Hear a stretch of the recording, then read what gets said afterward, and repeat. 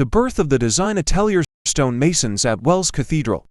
In the United Kingdom, an apprentice stonemason at Wells Cathedral marks the portion of stone he will work on. Stonemasons continue to learn their craft through the traditional master-apprentice relationship.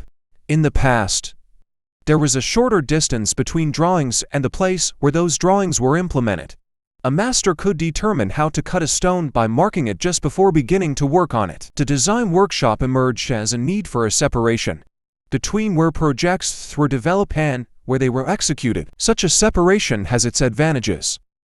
It allows for envisioning the whole before construction begins and deciding how the pieces will come together. However, a disadvantage can be the potential for misunderstandings between the office and the construction site. Nevertheless, the design workshop has yielded another significant outcome: the workshop culture. This culture is so strong that it found its place in schools.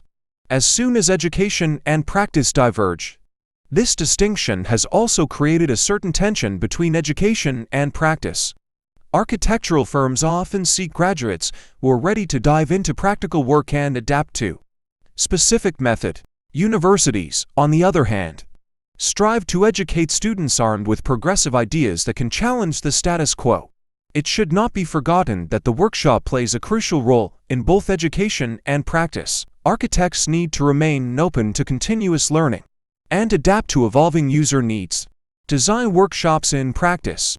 In 17th century Britain, one of the earliest examples of a workshop can be seen in the office led by Sir Christopher Wren.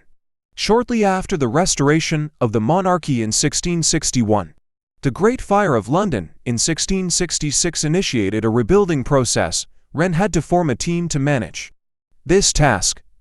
This team developed methods for collaborative work within the office and a shared architectural design approach.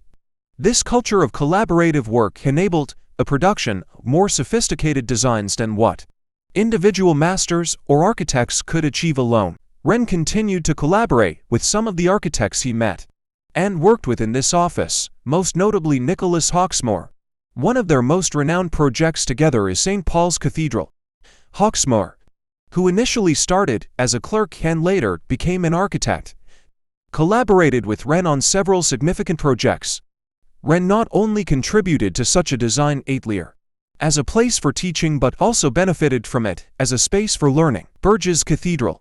Drawings attributed to stonemasons, discovered in the ground of Bourges Cathedral, dating back to the 12th century in France. Research by John Harvey revealed these drawings. The intricate motifs of Gothic windows were designed on the floor before being placed in their positions.